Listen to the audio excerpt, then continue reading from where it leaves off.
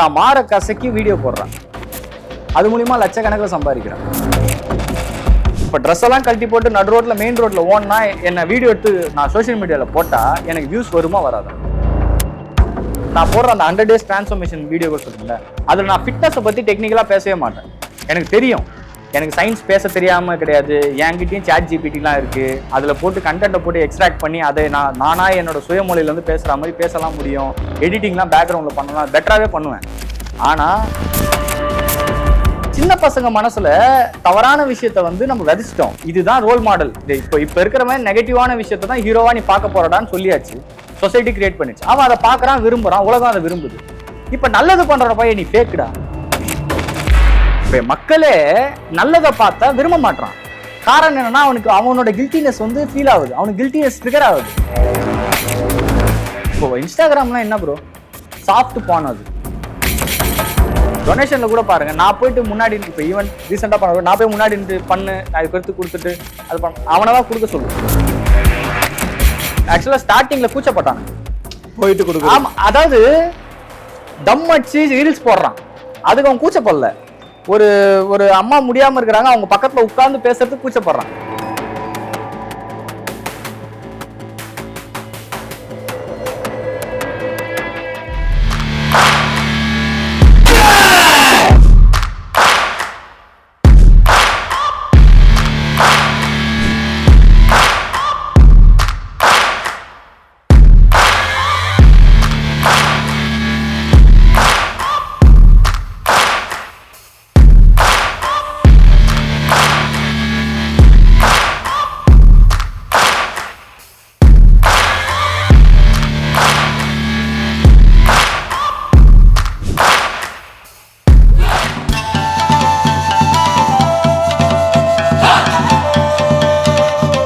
நான் காலேஜ் படிக்கும் போது பைக்கில் போகும்போது லாரி வந்து என் காலில் ஏறிடுச்சு. ஸோ ஏறும்போது என்ன ஆயிடுச்சுன்னா என்னோட கால் வந்து 2 துண்டாக போயிடுச்சு. என்னோட ஆங்கிள் கம்ப்ளீட்டாக ப்ரோக்கன் ஆயிடுச்சு. தென் வந்து என்னோட காலுக்கு பின்னாடி இருக்க அந்த தசை கம்ப்ளீட்டாக வந்து நசுங்கிடுச்சு. கிட்டத்தட்ட எனக்கு 16 மணி நேரம் சர்ஜரி நடந்துச்சு என் காலுக்கு. 3 இடத்துல சர்ஜரி பண்ணாங்க எனக்கு. என்னோட ஆங்கிள் கிட்ட, அதுக்கப்புறம் என்னோட நீக்கு பின்னாடி, தென் இந்த நரம்புல சர்ஜரி பண்ணி உள்ள வந்து பார்த்தீங்கன்னா ஒரு ராடு ஒன்று ஃபிக்ஸ் பண்ணி நெயில் ஃபிக்ஸ் பண்ணாங்க. அதுக்கப்புறம் 2 மாதத்துக்கு முன்னாடி நான் ஆப்ரேஷன். நான் அதுக்கு முன்னாடி MMA ப்ராக்டிஸ் பண்ணிட்டு இருந்தேன். ஸோ MMA ப்ராக்டிஸ் அப்போ ஆகல. பட் ஆனால் MMA ப்ராக்டிஸ் பண்ணும்போது டாக்டர் எனக்கு அட்வைஸ் என்னன்னா, நீ வந்து எந்த அத்லெட்டிக் மூவ்மெண்ட்ஸோ எந்த ஒரு ஹார்டான ட்ரைனிங்கோ பண்ணக்கூடாதுன்னு சொல்கிறேன். ஈவன் என்னால் வந்து பார்த்தீங்கன்னா தொடர்ந்து ஒரு 15 நிமிஷமால வாக் பண்ண முடியாது, நிற்க முடியாது. நின்னோன்னா கால் வந்து பார்த்தீங்கன்னா வீங்கிடும், ஸ்வெல்ல ஆரம்பிச்சிடும், ஃப்ளூயிட்ஸ் வந்து லாக் ஆகிடும், ஸ்வெல்ல ஆரம்பிச்சிடும். அதுக்கப்புறம் என்னால் எப்படி சொல்கிறது, ரொம்ப கஷ்டமாக இருக்கும். நார்மலாகவே நடக்க முடியாது, பெயின் கில்லர்ஸ் எடுக்கிற மாதிரி இருக்கும். பட் இருந்தாலும் நான் ப்ராக்டிஸ் பண்ணுறது, எனக்கு அதோட பேஷன்னால நான் பண்ணேன். அதுக்கப்புறம் என்னால் இந்த இடத்துல மட்டும் இருந்த அந்த 2 நெயிலில் ஒரு நெயில் வந்து வெளியே வந்துருச்சு. ஸோ கால் அகைன் ஃபுல்லாக வீங்கிடுச்சு. அகைன் கால் என்னால் ஊன முடியல. சரி, டாக்டர்கிட்ட போகும்போது கன்சல்ட் பண்ணும்போது என்ன சொன்னாங்கன்னா, ராடை எடுத்துடலாம் அப்படின்னு சொல்லி கேட்கும்போது 10 வருஷம் கிட்ட ஆயிடுச்சு, 10 வருஷத்துக்கு 12 வருஷமா ஆயிடுச்சு. இப்போ ராடை எடுத்தால் நல்லா ஃபிக்ஸ் ஆயிடுச்சு. எடுத்துட்டோம்னா உங்களுக்கு இந்த நீலேருந்து 2ஆ எடுத்து அதுலேருந்து ட்ரில் பண்ணி தான் வெளியே எடுக்கணும். அப்படி எடுத்தோன்னா உங்களால் மறுபடியும் காலை வந்து மடக்க முடியாது, கால் அப்படியே நின்றுடும், நீங்கள் ஹேண்டிகேப் ஆகிடுவீங்கன்னு சொல்லிட்டாங்க. அப்போ என்ன ஆச்சுன்னா, நான் பெட் ரெஸ்ட்டில் 2 மாதம் இருக்கவே நிறைய மெடிசன்ஸு, உங்களுக்கு தெரியும் ஆப்ரேஷன் பண்ணால் என்னென்ன மெடிசன்ஸ் கொடுப்போம், அது மெடிசன்ஸு, செடன்ட்ரி லைஃப் ஸ்டைல், அங்கேயே படுத்துலேயே நம்ம சாப்பிட்டு எல்லாமே இருந்து வெயிட் நல்லா கெயின் ஆயிடுச்சு. ஸோ அதை ரெடியூஸ் பண்ணுறதுக்கு தான் இந்த டிரான்ஸ்ஃபர்மேஷன் பண்ணலான்னு இறங்கினேன். பட் அதை டாக்குமெண்ட் பண்ணலாமேன்னு சொல்லி நான் என்னோட மோட்டிவேஷனுக்காக, நான் எதுவுமே வந்து இது பண்ணுறதுக்காக இல்லை, என்னோட மோட்டிவேஷனுக்காக நான் ஒரு 2 பல மாதம் கழிச்சு அதை எடுத்து பார்க்கும்போது இந்த மாதிரி ஒரு விஷயம் பண்ணியிருக்கோம், திருப்பியும் நம்ம எதாவது பண்ணோம்னா அதோட அட்வான்ஸாக பண்ணலாம்னு சொல்லி நான் ஸ்டார்ட் பண்ணது தான் அந்த 100 days டிரான்ஸ்ஃபர்மேஷன்.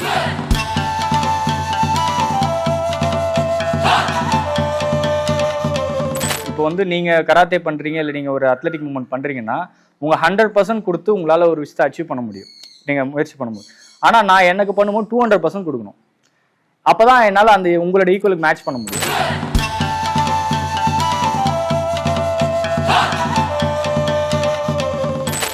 ஒரு கட்டத்தில் வந்து லைஃப்பில் ஒரு சுச்சுவேஷனில் வந்து எனக்கு ஒரு டேக் கொடுத்துட்டாங்க இந்த சொசைட்டியில். அந்த டேக்கை மாற்றுறதுக்கு ஓப்பனாக சொல்கிறேன்னா, நான் சூசைட் விக்டம், ஓகேங்களா. லைஃப்பில் இது வரைக்கும் வந்து பார்த்தீங்கன்னா 2 தடவை நான் சூசைட் அட்டன் பண்ணியிருக்கேன். இதே பட்டாரம் போலீஸ் ஸ்டேஷனில் போயிட்டு நான் இதுக்கப்புறம் முயற்சி பண்ண மாட்டேன்னு எழுதி கொடுத்துட்டு வந்தால் தான் நான். ஸோ அப்படி ஒரு கோழையாக இருந்த ஒருத்தனை, லைஃப் எதிர்கொள்ள பயந்த ஒருத்தனை, சொசைட்டி ஒருத்தனை போட்டு டம்ப் பண்ண ஒருத்தன் எல்லாத்தையும் உடைச்சிட்டு எனக்குன்னு ஒரு அடையாளத்தை கிரியேட் பண்ணி எனக்கான அடையாளத்தை நான் உருவாக்கணும். பட் நான் அந்த அடையாளத்தோட நிறுத்தாம இதே மாதிரி கஷ்டப்படுற பசங்களோட எல்லாருக்கும் அந்த அடையாளத்தை உருவாக்கணுன்றதுக்காக என்னோட முயற்சி தான் இது எல்லாமே நான் பண்ணிட்டு இருக்கேன். ப்ளஸ் வந்து எனக்கு லைஃப்ல வந்து அச்சீவ் பண்ணணும். எனக்கு வந்து இந்த நார்மலான ஒரு லைஃப் வாழ எனக்கு விருப்பம் கிடையாது. படித்தோம், காலேஜ் போனோம், வேலைக்கு போனோம், அதுக்கப்புறம் வந்து பார்த்தீங்கன்னா ஒரு கல்யாணம் ஆச்சு, குழந்தை பிறந்துச்சு, தென் அவங்களுக்காக வாழணும், செத்தோன்ற என்னால் வாழ முடியாது.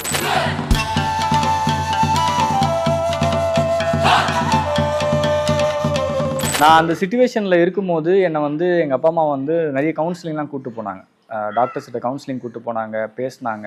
பட் என்னால் வந்து என்னதான் அவங்ககிட்ட இன்ட்ராக்ட் பண்ணாலும், என் மனசில் இருக்கிறத ஓப்பனாக அவங்ககிட்டலாம் பேசினாலும் அது அந்த நேரத்துக்கு ஒரு ஷார்ட் டைம் ரிலீஃபாக தான் இருந்துச்சு. பட் திரும்பவும் நான் கண்ணாடியில் போய் பார்க்கும்போது என்னை பார்க்க எனக்கு பிடிக்கல. என்னடா நம்ம இப்படியா, எல்லாரும் சொல்கிறாங்களே நம்ம அப்படியோ, நம்ம அதுவாகிட்டோமோ, நம்ம இப்படி தானோ, நம்மளால எதுவும் முடியாதோன்ற ஒரு எண்ணம். ஒரு சுச்சுவேஷனில் நான் என்னோட மாஸ்டரை நான் மீட் பண்ணேன். ஸோ அவரை மீட் பண்ணும்போது அவர் எனக்கு கொடுத்த தன்னம்பிக்கை. நான் ஃபஸ்ட்டு சொன்ன உடனே என்னால் இந்த கால் எனக்கு இந்த பிரச்சனை இருக்குது, ஸோ என்னால் இதெல்லாம் பண்ண முடியுமான்னு தெரியல, என்னால் உங்களால் என்னை இதை பண்ண வைக்க முடியுமான்னு கேட்டப்போ அதெல்லாம் பண்ணலாம், நீ கவலைப்படாதான்னு அவர் ஃபஸ்ட்டு கொடுத்த தன்னம்பிக்கை.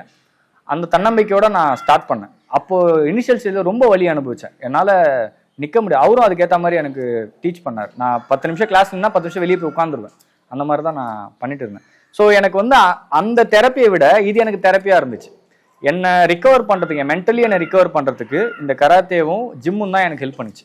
ஸ்போர்ட்ஸில் வந்து பார்த்தீங்கன்னா வந்து கேஸ்ட் கிடையாது, ரிலீஜன் கிடையாது, கேஸ்ட் கிடையாதுன்னு சொல்லுவாங்க.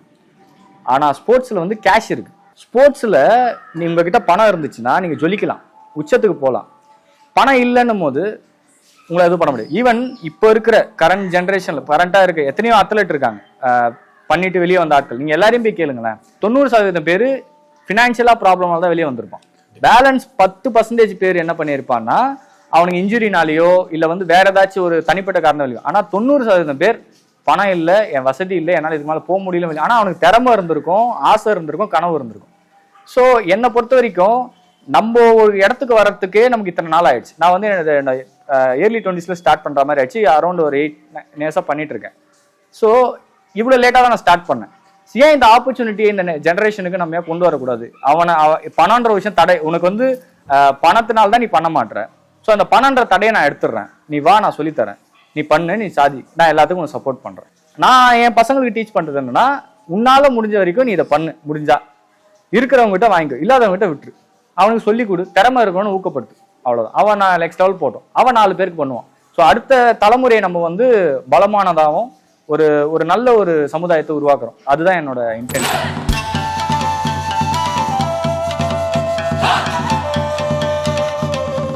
அதான் ப்ரோ, பணம் தான் ப்ரோ. எண்ட் ஆஃப் த டே இப்போ ஒரு டோர்னமெண்ட் போறோம்னா, ஃபார் எக்ஸாம்பிள் வந்து நான் இப்போ இன்டர்நேஷனல் மெடல் பண்ணேன்னு சொன்னேன் இல்லையா, இப்போ அந்த இன்டர்நேஷனல் டோர்னமெண்ட் போது கூட என்கிட்ட காசு இல்லை. அப்போ நான் என்ன பண்ணேன், நான் ஒரு அப்பார்ட்மெண்ட்ல ஒர்க் பண்ணிட்டு இருந்தேன். ஸோ அதுக்கப்புறம் அந்த அசோசியேஷன்ல அந்த அப்பார்ட்மெண்ட்ல இருக்க பல நல்ல உள்ளங்கள், அவங்க பேர், அவங்களாம் வந்து அவங்களால முடிஞ்ச கான்ட்ரிபியூஷன், பட்ஜெட் இவ்வளோன்னு சொல்லும் போது அவங்க குரூப்ல ஷேர் பண்ணி அவங்களால முடிஞ்ச கான்ட்ரிபியூஷன்ஸ் பண்ணி என்ன அந்த டோர்னமெண்ட்டுக்கு அனுப்பிச்சு வச்சாங்க. ஸோ நான் அங்கே வின் பண்ணிட்டு அவங்ககிட்ட மெடல் எடுத்துன்னு வந்து, ஸோ அப்படிதான் நான் பண்ணேன்.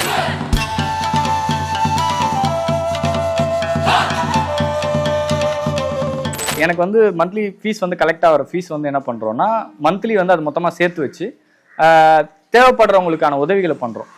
ஃபார் எக்ஸாம்பிள் வந்து லாஸ்ட் மந்த் வந்து பார்த்தீங்கன்னா ஒரு 100 பேருக்கு சாப்பாடு எடுத்துகிட்டு போய் கொடுத்தோம். அதுக்கப்புறம் அவங்களோட கஷ்டத்தெல்லாம் கேட்டிருக்கோம், அவங்களுக்கு என்ன தேவை இருக்குது. ஸோ அடுத்தடுத்த மாதம் வந்து அந்த தேவைக்கு ஏற்ற மாதிரி எங்ககிட்ட இருக்க இப்போ வர ஃபீஸ் வந்து பார்த்தீங்கன்னா, இப்போ என்கிட்ட ஒரு 8 பசங்க இருக்காங்கன்னா, இல்லை ஒரு 6 பசங்க இருக்காங்கன்னா, எனக்கு வந்து ஒரு 500 ரூபாக்குள்ள தான் எனக்கு ஃபீஸே வரும் மந்த்லி. ஸோ அது மட்டும் பத்தாது. நான் என்ன பண்ணுவேன், எனக்கு வர சம்பளத்துலேருந்து அந்த சம்பள காசையும் போடுவேன். ப்ளஸ் பசங்களே என்ன பண்ணுவாங்கன்னா, விருப்பப்பட்டு அவன் வந்து நாங்கள் மாதம் வச்சுக்குவாங்க, ஒரு 50 100 ஏதோ ஒன்று அவன் கொடுப்பான்.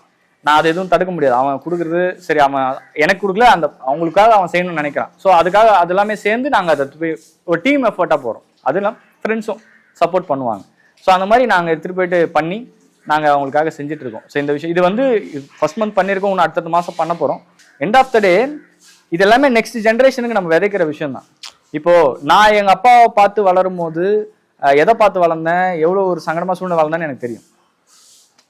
பார்க்கக்கூடாத விஷயங்களுக்கு எல்லாமே நான் லைஃப்பில் வந்து கஷ்டப்பட்டு தான் நான் வந்தேன். என் பொண்ணு இப்போ வந்துட்டா. இப்போ அவள் என்னை பார்த்து வளரும் போது அவள் நல்ல விஷயங்களை பார்க்கணும், நல்ல விஷயத்தை கேட்கணும். இப்போ இருக்க சொசைட்டி அப்படி இல்லை. நாங்கள் அந்த வீடியோஸ் எடுத்து போட்டோம். அந்த வீடியோட கடைசியில் நான் சொல்லியிருப்பேன், இந்த மாதிரி வந்து இந்த வீடியோ போடுறதுக்கான பர்பஸ் வந்து ஒரு இன்ஸ்பிரேஷன் தான், எந்த விளம்பர நோக்கத்துலையும் கிடையாது. நாங்கள் வந்து இதுக்கு முன்னாடி எங்கள் மாஸ்டர் ஒருத்தர் ஆல்ரெடி இதை பாலி சதீஷ்னு சொல்லி என்னுடைய MMMS அவர் வந்து எவர்லாஸ்ட் சாரில் வந்து வாரம் அதை பண்ணிட்டு இருக்காங்க. ஸோ அவர் பண்ணுறதை பார்க்கும்போது எனக்கு ஒரு எண்ணம் என் மனசில் இது மாதிரி நம்மளும் ஏன் பண்ணக்கூடாதுன்னு சொல்லி மந்த்லி நான் பண்ணிட்டு இருக்கேன். ஸோ அதுக்காக தான் நான் அதை போடுறேன்னு சொன்னேன். அப்போ எனக்கு தெரிஞ்ச ஒரு சில பேர் லைக்காக ரீச்காக போடுறியாடா, அதுக்காக பண்றியாடான்னு கேட்டாங்க. ஒரு பொண்ணு, அவ பேர் கூட நான் சொல்ல விரும்பல, தான் மாற கசக்கி வீடியோ போடுறா, அது மூலியமா லட்சக்கணக்கில் சம்பாதிக்கிறா. ஜோக்கர் மாதிரி பிஹேவ் பண்றானுங்க, சம்பந்தமே இல்லாம ஜோக்கர் மாதிரி பேசுறானுங்க, தப்பான விஷயங்களை பண்றானுங்க, குடிக்கிறானுங்க, குடிக்கிறத ரிவ்யூ பண்ணி வீடியோ போடுறானுங்க, அவனுக்கு சப்போர்ட் பண்றாங்க, அவங்கள வந்து அப்படியே சொல்ல பிரைஸ் பண்றாங்க, அவனுங்களை வந்து ஒரு வழிபடுறாங்க, ஃபேன் பேஜஸ் வைக்கிறானுங்க, சப்ஸ்கிரிப்ஷன் கட்டுறானுங்க, லட்சக்கணக்கில் சம்பாதிக்கிறாங்க. ஸோ இப்போ இருக்க சொசைட்டி எவ்வளோ வீக்கா இருக்குது. இப்போ மக்களே நல்லதை பார்த்தா விரும்ப மாட்டான். காரணம் என்னன்னா, அவனோட கில்ட்டினஸ் வந்து ஃபீல் ஆகுது, அவனுக்கு கில்ட்டினஸ் ட்ரிகர் ஆகுது. ஏன்னா அவனுக்கு தேவையில்லை, அவனுக்கு தேவை டோபமைன். ஒரு இன்ஸ்டாகிராம் அவன் ரீல்ஸ் பார்க்கறானா, 30 ரீல்ஸ்ல அவனுக்கு எந்த ரீல்ஸ்ல டோபமைன் அதிகமாக கிடைக்குதோ அதை பார்க்கறான். பிளஷர், அவனுக்கு பிளஷருக்கு டோபமைனுக்கு அடிக்ட் ஆயிட்டான். ஸோ அவனுக்கு அதுதான் தேவைப்படுது. இப்போ இன்ஸ்டாகிராம்லாம் என்ன ப்ரோ, சாஃப்ட் பான். அது நம்ம போடுற வீடியோல ஃபர்ஸ்ட் 3 செகண்ட்ஸ்ல அவனுக்கு எது பிடிக்குது. ஈவன் நான் போடுற அந்த 100 days டிரான்ஸ்ஃபர்மேஷன் வீடியோகள் சொல்றீங்களா, அதுல நான் ஃபிட்னஸை பத்தி டெக்னிக்கலா பேசவே மாட்டேன். எனக்கு தெரியும், எனக்கு சயின்ஸ் பேச தெரியாம கிடையாது. என்கிட்டயும் ChatGPT இருக்கு, அதுல போட்டு கண்டென்ட்டை போட்டு எக்ஸ்ட்ராக்ட் பண்ணி அதை நானா என்னோட சுயமொழியில இருந்து பேசுற மாதிரி பேசலாம் முடியும். எடிட்டிங்லாம் பேக்ரவுண்ட்ல பண்ணலாம், பெட்டராகவே பண்ணுவேன். ஆனா அதை நான் பண்ண விரும்பல.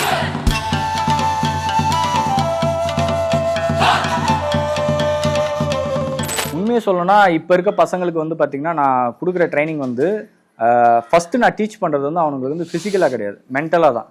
அவனுக்கு நான் ட்ரைன் பண்ணுறது டிசிப்ளினும் ரெஸ்பெக்ட், இது 2 தான் மெயினாக நான் டீச் பண்ணுறேன். அதில் அவன் கரெக்டாக இருந்தால் மட்டும்தான் டெக்னிக்கலாக உள்ளே கூப்பிட்டு போவேன். அதில் அவன் எனக்கு சரியாக படலைன்னா நான் அனுப்பிச்சிடுவேன். ஏன்னா நான் வியாபாரம் பண்ணல. இப்போ நான் வியாபாரம் பண்ணுறேன்னா என் ஸ்டூடெண்ட்ஸ் கிட்ட வந்து நான் வந்து சிரிச்சு பேசலாம், பாப்பா பண்ணுப்பா எனக்கு, ஏன்னா அவனுக்கு ஆதாயம் இருக்குது, வருமானம் இருக்குது, அவன் ஏதாவது தப்பு பண்ணா கூட சரி விடு பார்த்துக்கலாம்னு சொல்லிட்டு நான் பண்ணலாம். ஏன்னா அதெல்லாம் பண்ண மாட்டேன். ஸோ இப்படி இருக்கும்போது சில பசங்க பார்த்துட்டு ஐயோன்னு சொல்லிட்டு போயிடுவானுங்க. அவனுக்கு ஏன்னா இப்போ இருக்க கம்ஃபர்டபுளாக இருந்து எல்லாமே பண்ணணும்னு நினைக்கிறேன். இங்கே கம்ஃபர்டபுளாக பண்ண முடியாது.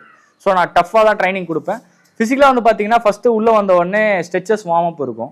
வார்ம் அப் பிடிச்ச உடனே ஃபர்ஸ்ட்டு கராத்தையில் வந்து கீஹான்ஸ் டீச் பண்ணுவோம், தென் கத்தாஸ் டீச் பண்ணுவோம், குமுத்தே டெக்னிக்ஸ் டீச் பண்ணுவோம். அதுக்கப்புறம் அவன் நல்லா தயாராகணும் போது அவனுக்கு பெல்ட் எக்ஸாமினேஷன் வச்சு அடுத்த லெவல் கூட்டு போவோம். தென் நல்லா பண்ணுறானும் போது அவனை டோர்னமெண்ட்ஸ் கூட்டு போயிட்டு அவனை டைரக்டா ஆப்போனன்ட் கூட வந்து ஃபைட் பண்ண வச்சு அவனோட திறமையை பேஸ் பண்ணி அவன் மெடல் பண்றான்றது அவனோட திறமை. தென் அதுக்கப்புறம் அவனை அடுத்த கட்டத்துக்கு கூட்டு போயிட்டே இருப்பான்.